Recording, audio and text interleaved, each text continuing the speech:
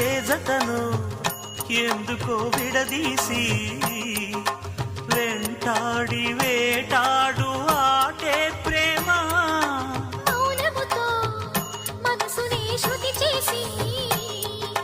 రాగాలు పలికించు పాటే ప్రేమ శాశ్వత చరితల ఈ ప్రేమ